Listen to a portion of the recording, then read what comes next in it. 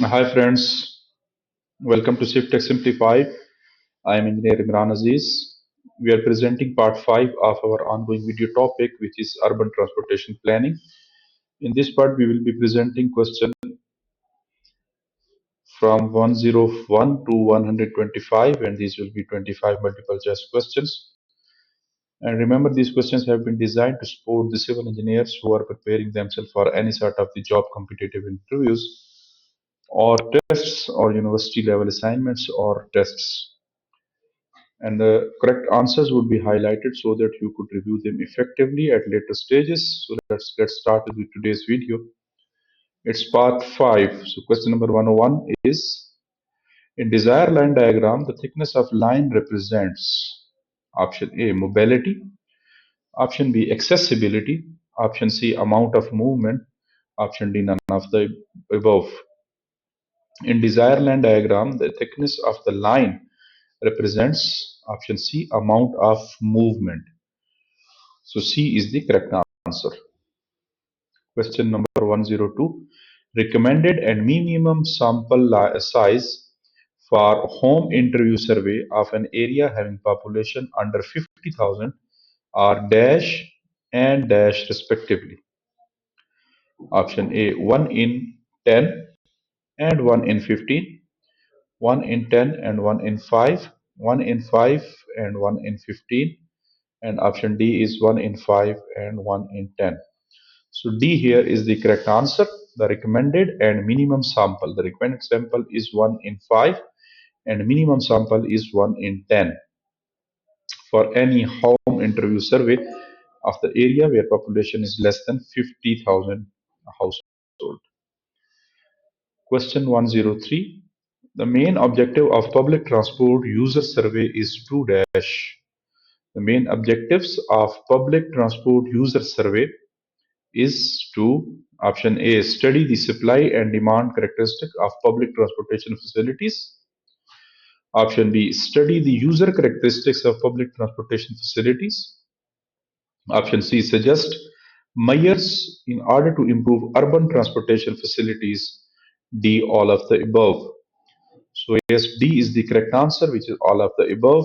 Normally the objectives of any public transport user survey is to study the supply and demand characteristics of that transportation facility and to study the user characteristic of public transport facilities and suggest the measures in order to improve urban transportation facilities. So all these are the correct answers.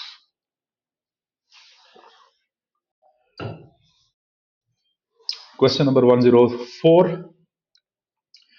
To determine the spot speed at a given location of a national highway, it is desired to obtain the average error in speed within 2 km per hour with confidence level of 95%.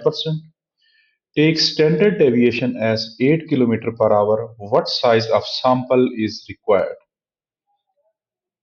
Option A is 63, option B is 33, option C is 16, and option D is 62. So to determine the spot speed, the sample size will be 62 with all these parameters. D is the correct answer. Question 105. Which one of the following checks is applicable for the data collected through roadside interview survey? Option A, accuracy check. Option B, screen line check. Option C, cordon line check. Option D, consistency check. Which one of the following checks is applicable for the data collected through roadside interview survey? And the correct option here is cordon line survey. C is the correct answer. 106. Which one of the following check is applicable for data collected by home interview survey? Option A, accuracy check. Option B, screen line check. Option C, consistency check. Option D, cordon line check. So for home interview survey, the screen line check is applicable during data collection. B is the correct answer. Which one of the following is foundation dimension of data quality? Option A is accuracy, option B is timeline, option C is relevance, option D is completeness. So accuracy is the bottom line or the foundation of any data collection survey to maintain the quality of that data. So A is the correct answer. 108. A trip from one zone to another zone is referred as option A interzonal trip, option B intrazonal trip, option C external trip, option D internal trip. A trip from one zone to another zone is referred as interzonal trip. A is the correct answer for this question. 109. A trip starting and ending in the same zone is referred as. Once the movement is within any specific zone, then that trip will be intrazonal trip. Option A is interzonal, option B is intrazonal, option C is internal trip, and option D is none of the above. So B is the correct answer. If the movement or the transport is doing a trip within some specific zone, then that movement is called intrazonal trip. But if the trip is between any two zones, then that is called interzonal trip. 110. A trip having both origin and destination within the study area is known as option A internal trip, option B intrazonal trip, option C interzonal trip, option D none of the above. A trip having both origin as well as destination within the same city or within the same study area. That study area doesn't matter that it is a zone, a sector, a city. So if that is within the study area, so that is called internal trip. A is the correct answer. A unique property of land use is its ability of or potential to dash traffic. A unique property of land use is its ability or potential to dash traffic. Option A, divert. Option B, merge. Option C, generate.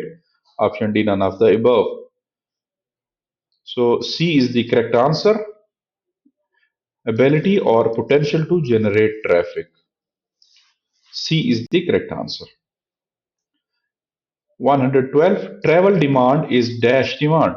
Option A, fundamental demand. Option B, derived demand. Option C, valuable demand. Option D, short term demand. Travel demand is derived demand. B is the correct answer. 113. Travel demands are made up of a number of different trips that have specific characteristics.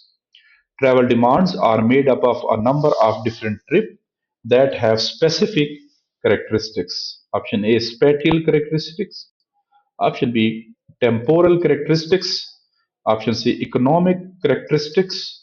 Option D, both A and B. So travel demands are made up of a number of different trips that have specific spatial as well as temporal characteristics. So A and B are the correct answers. 114. One-way movement from origin to destination is known as option A, trip, option B, round trip, option C, transportation, option D, none of the above. So yes, one-way movement from the point of origin to the point of destination or vice versa is called a trip. But if it is two-way, so that is a round trip. For example, from origin to destination, and then the driver comes from destination back to origin, so that is called a round trip. But if it is only one way movement, so that is called trip. So A here is the correct answer. 115.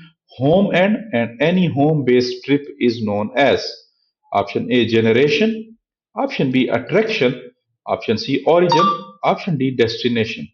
So home end of any home based trip is known as generation. A is the correct answer. Non-home end of any home-based trip is known as attraction. A is generation, B is attraction, C is origin, D is destination. Non-home end of any home-based trip is called attraction. B is the correct answer. 17. Trip starting end of any non-home based trip dash. Option A, generation. Option B, attraction. Option C, origin. Option D, destination. So origin is the trip starting point of any non-home based trip. And destination is, of course, the trip ending point. Trip terminating point or trip ending point of any non-home based trip is known as destination. D is the correct answer for this question. 119. Trip generation refers to the trips generated by option A, residential zones, option B, commercial zones, option C, industrial zones, option D, educational zones. The trip generation refers to the trips generated by option A, residential zones. A is the correct answer for this question. 120. Trips generated by activities at the non-home end of trips is known as trip generated by activities at the non-home end of trips is known as option A, trip generation, option B, trip attraction, option C, trip production, option D, trip distribution.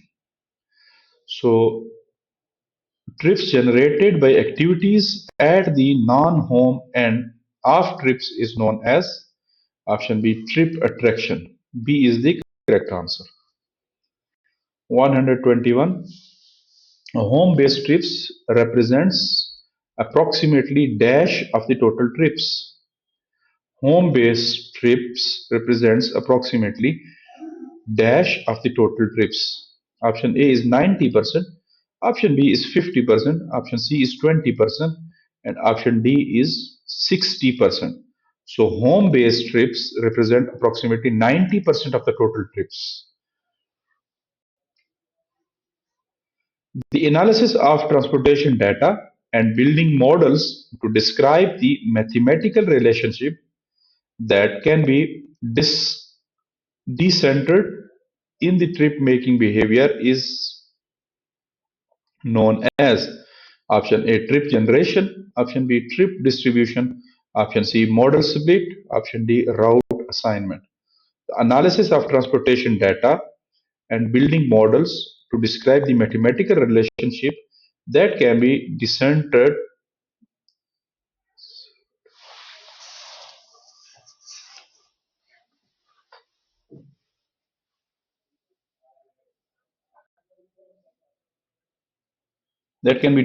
in the trip making behavior is known as option A, trip generation. A is the correct answer. Which of the following is not the factor affecting trip generation? Option A, income. Income is definitely a factor for trip generation because people make a trip to generate the income or the purpose behind that trip might be an income generation event. Option B, car ownership. That is also a trip generation factor. Option C, family size. This also affects the trip generation. Option D, built up area of the house. Yes, that is not a factor affecting the trip generation.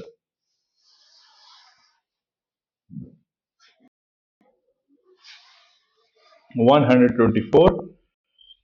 Frequently used regression model for trip generation is the dash multiple regression model.